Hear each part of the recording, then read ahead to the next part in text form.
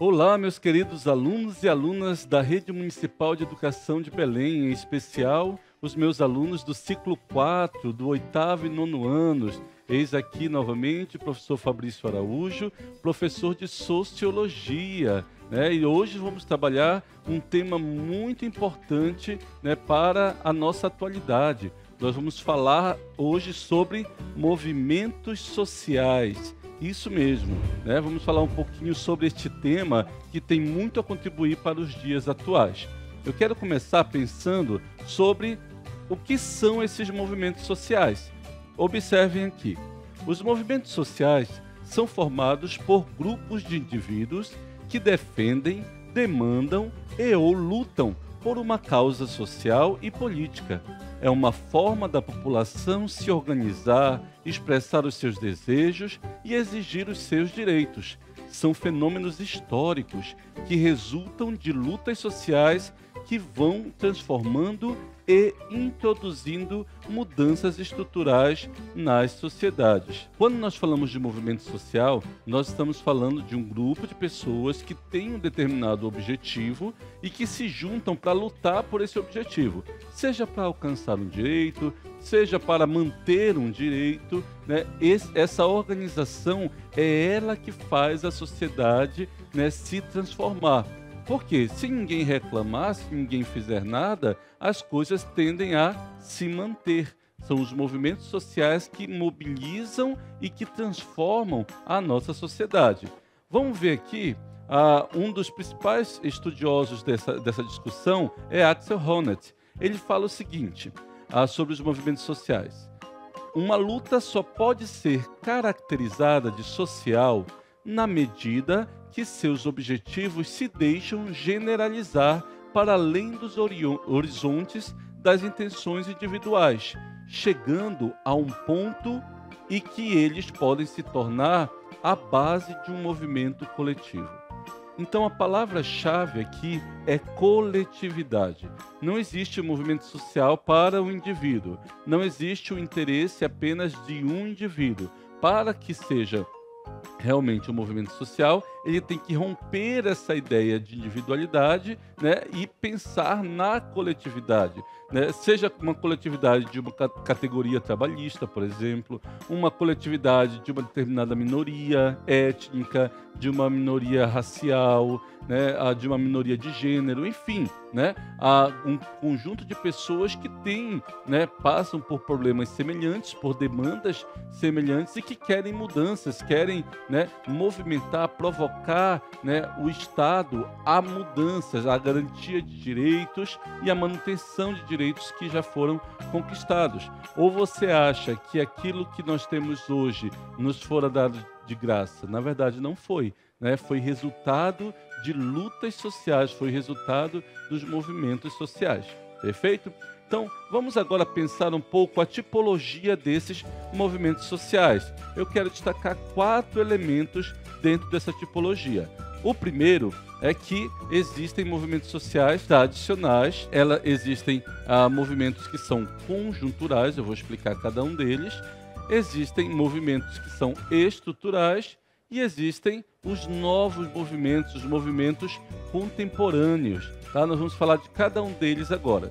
Vamos começar aqui pelo conjuntural, né? O que seriam, né, movimentos sociais conjunturais? Observem aí.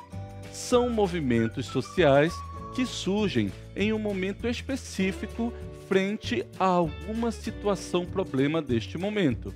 Nem sempre tratam de uma única pauta, são de curto prazo e possuem menor organização. Duram pouco tempo, vindo a desaparecer e surgir com novas organizações. Possuem pautas fluidas e lideranças variadas. São característicos de um novo momento moldado pelas redes sociais e novas redes de comunicação. Ainda na tela, observe aqui a imagem, né, das jornadas de junho de 2013, né, que ocorreu a princípio, ela iniciou por conta dos aumentos constantes no transporte público. Mas observem nessa imagem aqui que, na verdade, estão pedindo por várias ações, vários pedidos estão sendo feitos dentro dessas jornadas que ocorreram em junho de 2013. Na verdade, não foi só junho, né? Foi um período, né, de abril a junho que foi o pico desses movimentos. Inicialmente, as pessoas foram para as ruas reclamar no Brasil inteiro do aumento do transporte público. O problema era mobilidade urbana. Mas depois as pessoas acabaram embarcando nesses movimentos, né, e trouxeram outras demandas, né? Então foram várias lideranças em vários momentos, de várias formas, né? Gerou sim um grande impacto, né?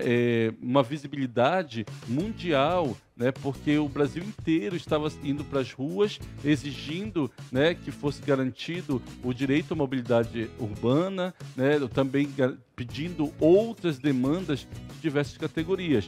Esse é um tipo, né, que nós chamamos de conjuntural, né, ou seja, surgiu no momento, não era tão bem organizado, cada grupo foi fazendo do seu jeito e hoje não está funcionando mais como funcionou naquele momento. Por isso que nós chamamos de movimento social conjuntural, tá? Uma situação ocorreu, né? E aí o movimento ocorreu, tá bom? Uma coisa levou a outra e acabou a situação, acabou o movimento. O segundo tipo é o estrutural, tá? O movimento social estrutural, ele defende pautas mais profundas e de longo prazo. Esses movimentos costumam ser mais organizados e suas pautas tendem a ser mais definidas. Movimentos com grandes demandas a longo prazo, grande organização e necessidades estruturais.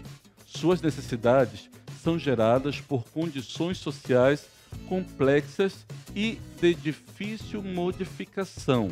Veja aí nessa imagem, aqui nós temos, né, um movimento essencialmente estrutural, né, o movimento dos trabalhadores rurais sem terra. Vejam aqui que todos estão andando na mesma direção e eles têm o mesmo objetivo, né? Eles querem trabalhar, né, o direito à moradia, o direito à terra, o direito à produção.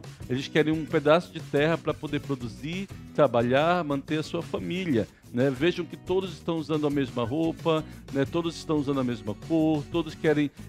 É um movimento que tem, né, um centro de poder, que organiza, que planeja os atos, que forma as novas lideranças, que tem pessoas, né, de referência nessa liderança. Tá? Então, não posso dizer que ele é conjuntural. Ele é estrutural porque ele tem toda uma estrutura, né? Tem um local, tem um objetivo bem definido, tem pessoas, né, de referência na liderança e é um movimento histórico, é um movimento, né, que vai alcançar sim os seus objetivos, mas a longo prazo, né, com muita luta, né, com muitos movimentos ocorrendo no Brasil inteiro, tá? Então essa é a diferença entre o movimento social conjuntural para o movimento social estrutural, ok? Vamos para a terceira tipologia, o movimento social tradicional, né? Eles surgem no contexto da Revolução Industrial, lá no século XIX, possuem relações com demandas de trabalho e direitos trabalhistas.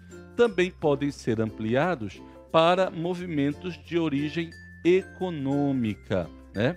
Então, assim, falar de movimento social, nós podemos dividir, assim, didaticamente, em duas grandes eras, né, na nossa história. A primeira, né, que são os movimentos sociais voltados para a dignidade do trabalho, para os direitos trabalhistas, né, a dignidade da pessoa humana e, né, nós também temos um segundo momento histórico, né, que nós chamamos aí de movimentos sociais contemporâneos, que já vem, né, com uma outra proposta que eu vou falar daqui a pouco, mas eu quero focar com vocês agora nesse movimento tradicional, que até hoje, né, permanece.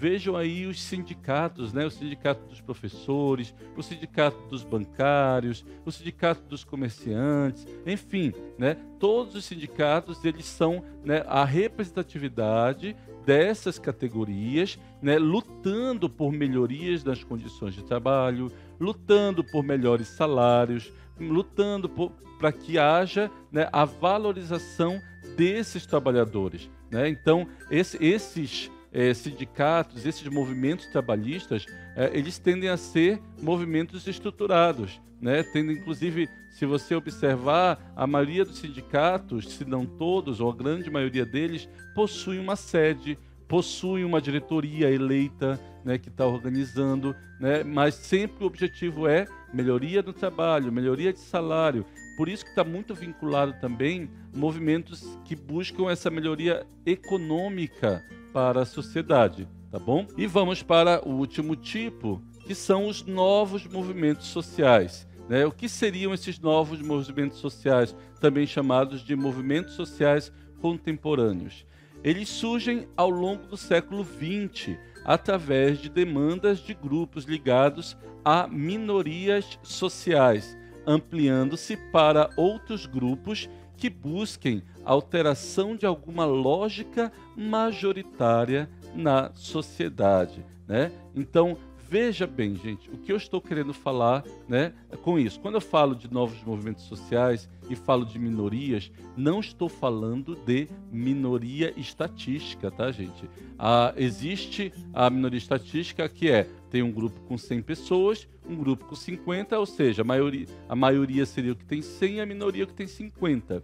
Mas a minoria que eu estou falando não tem nada a ver com isso, né? A minoria que eu estou falando é a minoria política, é uma minoria social, são aqueles grupos de pessoas que não têm voz, que não têm poder político, que não têm poder econômico, né? E que precisam fazer um esforço, né, cada vez maior para poder ter os mesmos direitos que os outros que são considerados maioria.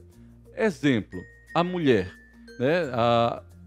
Nós temos muito mais mulheres do que homens no nosso país, né? Mas as mulheres são consideradas minoria. Por que minoria? Porque a mulher, ela precisa se esforçar muito mais para alcançar o status que um homem consegue alcançar. Porque ela precisa cuidar do filho, ela precisa, às vezes, cuidar de marido, ela tem que cuidar da casa, ela tem que se dividir em várias. Historicamente, né, o trabalho da mulher não é valorizado em algumas profissões. Normalmente só se colocar a mulher só pode fazer ser cozinheira, ser dona de casa, professora de crianças, né? Você dificilmente consegue pensar uma mulher piloto de avião, uma mulher digamos assim, uma grande cientista, né? Uma mulher capitã, né, do exército, enfim, né, a mulher é minoria exatamente por isso, porque ela não tem as mesmas oportunidades que o homem, ela não tem os mesmos tratamentos que o homem tem, né? O homem, ele consegue muito mais facilmente alcançar, né, o sucesso ou então o êxito na profissão dele, né, porque outras cargas que ele deveria dividir com a mulher normalmente são carregadas apenas pela mulher, né? Então a mulher tem conquistado esse espaço no mercado de trabalho, tem conquistado outros espaços, mas ainda há muito a se conquistar, né? E essas conquistas, elas vieram desses movimentos sociais, né? A mulher, por exemplo, durante a nossa história, é muito recente o direito que ela tem de votar, de escolher quem vai ser o seu prefeito, o seu governador, seu presidente. Ela não tinha esse direito, né? Então ela era completamente conduzida pelo marido, pelos homens. Hoje, né, através dos movimentos sociais feministas, né, muitas conquistas foram alcançadas, né? E esse foi uma das maiores, digamos assim, que é o direito ao voto, tá bom? Vejam, volta aqui na imagem, né? Essa charge me chamou muita atenção, né? Aqui apresenta 5 indivíduos, né? Cada um representando um tipo de minoria, né? O primeiro apresenta uma mulher, o segundo uma pessoa do público LGBT, o terceiro um negro, uma pessoa negra, que no Brasil, inclusive, a grande maioria das pessoas é negra, né? Mas eles são minoria política, minoria social, exatamente porque eles não têm o mesmo tratamento, né, que as outras pessoas. A pessoa negra, ela não vai ter, né, a mesma facilidade que a pessoa branca em determinadas situações.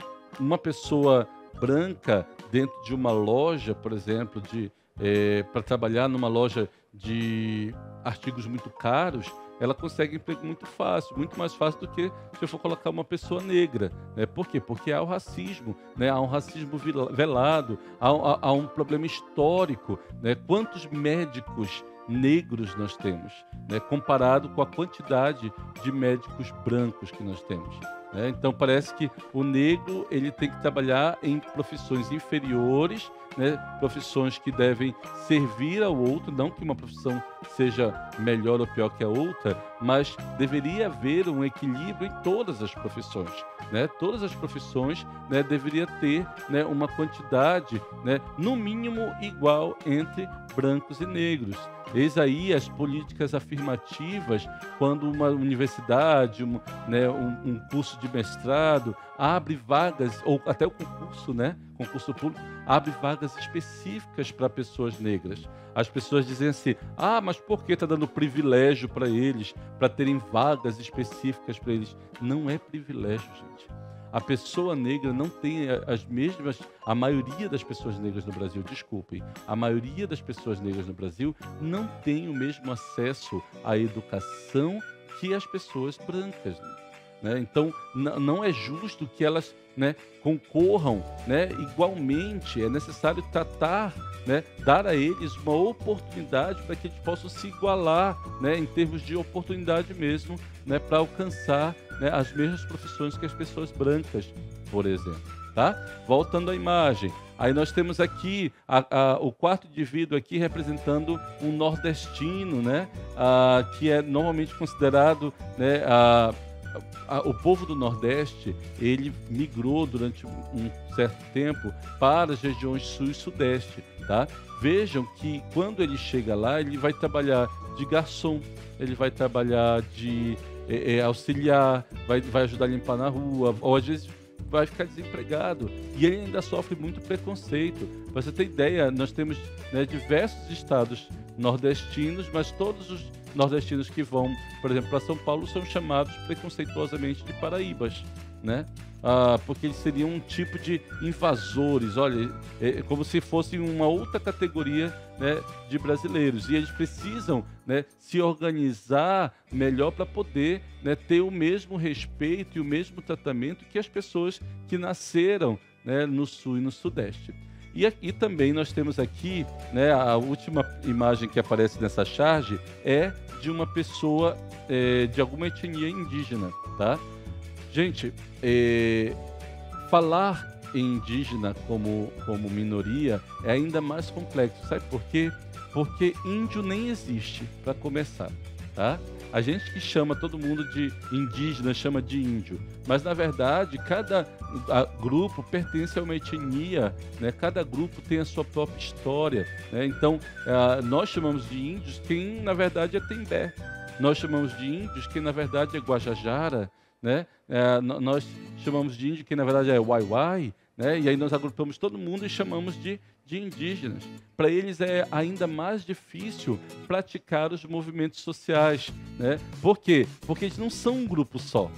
É uma pluralidade de etnias, né, tentando conquistar direitos, conquistar, né, algumas garantias essenciais para a dignidade da vida deles, mas que até entre eles nem sempre eles, né, falam, né, na mesma língua, nem sempre eles pensam da mesma maneira, porque eles não são um grupo só, né? Eles não são todos índios. Como eu falei, cada um deles tem uma maneira de ver o mundo diferente, tem uma necessidade diferente, são etnias diferentes, né? Então, eis aí a dificuldade de ter, por exemplo, um único movimento social indígena, né? Nós temos no Brasil vários movimentos sociais, né, tentando garantir o mínimo para cada uma dessas etnias. Ficou claro para vocês a diferença entre minoria social e minoria estatística, né? É isso que eu preciso que vocês entendam. Minoria social, né, são aqueles grupos, né, de pessoas que não têm o mesmo acesso que outros grupos. São grupos que são desprivilegiados, são grupos que são discriminados, são grupos que têm maior dificuldade de acesso aos seus direitos, tá bom? Então, continuando aqui, vamos agora falar um pouquinho sobre as características dos movimentos sociais. Tá? Eu vou destacar duas principais. A primeira é a transformação. Né? Os movimentos sociais, eles visam transformar a realidade, eles querem mudar a realidade. E a segunda é a conservação, ou seja, eles querem manter a sociedade como está.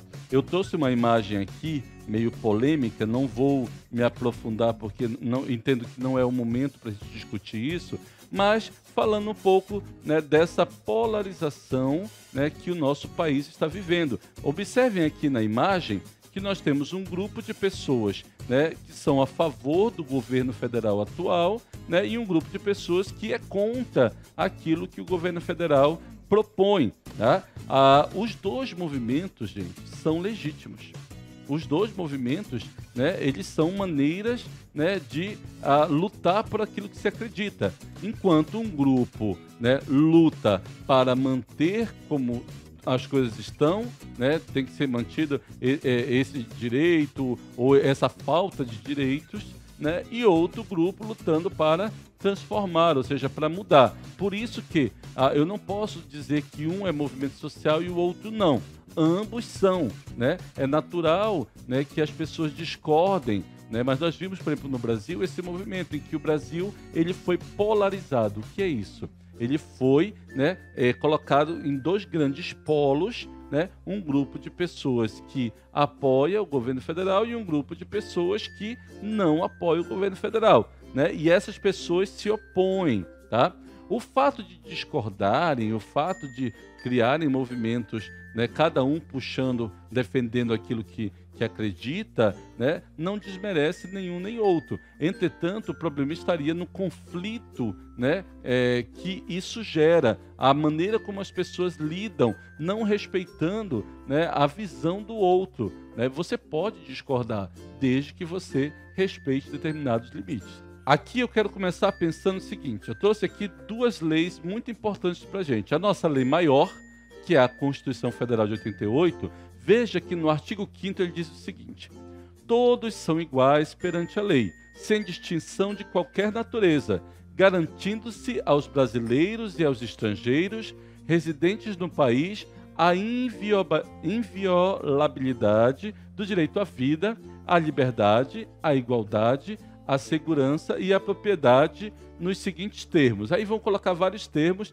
e eu quero dar destaque aqui, né, ao 16. Fala o seguinte: todos podem reunir-se pacificamente, sem armas, em locais abertos ao público, independentemente de autorização, desde que não frustrem outra reunião anteriormente convocada para o mesmo local, sendo apenas exigido prévio aviso à autoridade competente, né?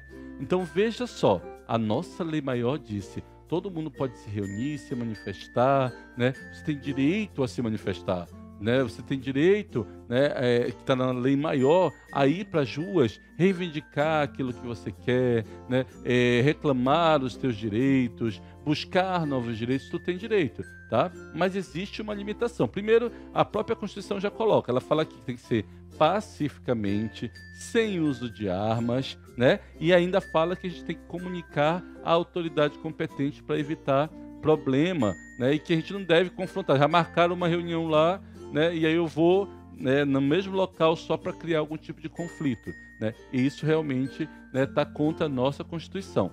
Mas existe uma outra legislação, que é a Lei 5.250 de 67, que fala da liberdade de manifestação do pensamento e da informação. Olha o que diz o artigo 1º. É livre a manifestação do pensamento e a procura, o recebimento e a difusão de informações ou ideias, por qualquer meio, sem dependência de censura, respondendo cada um, nos termos da lei, pelos abusos que cometer. Não será tolerada a propaganda de guerra, de processos de subversão da ordem política e social ou preconceitos de raça ou classe. Olha só, nós estamos dizendo que tu tens direito de te manifestar, mas tu não podes fazer e dizer o que você bem entender. Eu não posso, por exemplo, né, chegar na rua e defender algo, né, defender que todos os indígenas devem ser tirados das terras porque eles têm muita terra e eles são poucas pessoas. Eu não tenho esse direito de agredir a população indígena, né? Eu não posso fazer o movimento morte aos homossexuais, né? Por mais que eu não concorde, né, com alguma coisa, isso não me dá o direito de, né, expressar isso, incitar o ódio, incitar a agressividade. É isso que a legislação fala. Ela diz que deve ter, né, limites e que você responde criminalmente pelos teus atos. Veja que aqui está falando, olha, que sem dependência de censura, respondendo cada um nos termos da lei pelos abusos que cometer, tá? Então, qualquer tipo de manifestação é bem-vinda, né? Entretanto, se você infringir a lei, se você fizer uma manifestação que vá, né, ferir, vá ser preconceituosa, você vai responder por isso, tá? Então, se vamos fazer movimento social, vamos fazer um movimento social responsável, tá? Continuando. Quais são, né, as principais ações dos movimentos sociais? Nós temos aqui passeatas, né, que são os movimentos mais comuns e aqueles que a maior parte das pessoas participa. Manifestações, às vezes artistas, grupos fazem manifestações, né, pacíficas, que são, né, movimentos sociais, são um tipo de movimentação social, onde eles demonstram a sua insatisfação com alguma coisa ou o seu desejo por alguma coisa. Nós temos as greves, né? Então, a greve no Brasil, ela é um direito, né? Mas, assim, nem toda greve é legal. Algumas greves, elas são consideradas legais, outras não, né? Para ser considerada legal, ela tem que ter um motivo real, né, para que aquela categoria faça greve. E deixa eu falar uma coisa, pensando rapidamente aqui. Tanto as passeatas, quanto as manifestações, quanto a greve, eu ouço muitas pessoas falarem: esse bando de... E chamam palavrões e xingam, dizem que são pessoas que não têm o que fazer, quando na verdade são pessoas que ao se movimentarem, ao praticarem esse tipo de coisa, conseguem direitos, conseguem manter direitos, conseguem garantir outros direitos, né, a toda a sociedade, né? Então, assim, hoje nós temos a carteira assinada, temos direito ao 13º, temos direito às férias, ao vale transporte, ao vale alimentação. Tudo isso, gente, não foi porque o patrão, o dono da empresa, né, achou seus funcionários bonitos e deu de presente. Isso tudo foi fruto de muita luta, foi fruto de movimentos sociais, né, de pessoas que eram vistas por outras como pessoas que não faziam nada, que não têm o que fazer, que só estão para atrapalhar, e na verdade elas estão lutando pela coletividade, né? E muitos desses que xingavam essas pessoas hoje são beneficiados pelas conquistas dessas pessoas, tá? Outras ações, a panfletagem já é uma ação, né, muito comum também, onde tenta se sensibilizar a sociedade sobre um determinado tema a partir dos panfletos. E algo que é muito novo, a ação virtual. A ação virtual, eu queria chamar a atenção para vocês aqui. A ação virtual, né, as redes sociais e tudo mais, elas são importantes, né, mas elas não são um movimento social em si, apenas dela. Normalmente ela serve para começar, para startar uma ideia, para discutir com um grupo, né, para convocar um grupo para um movimento, né? Então, infelizmente, elas têm sido usadas hoje como desculpa. Não, mas eu já curti, eu já comentei lá, já fiz o meu movimento social. Mas não, o movimento social, para que ele realmente seja efetivo, ele precisa ir para as ruas, ele precisa, né, da presença e da participação de todos aqueles que acreditam nos objetivos que aquele movimento tem, tá? Então, para encerrar, seja um agente transformador da sua história, tá? Não espere sentado. Se você realmente quer um direito, haja na busca desse direito dentro da lei, né? Não seja passivo, não seja uma pessoa que apenas espera que as coisas aconteçam. Vá lá, haja, né? Se envolva naquilo que você acredita, de maneira pacífica, respeitosa, tá bom? Conto com vocês e mais uma vez, gente, valeu. Até a nossa próxima aula.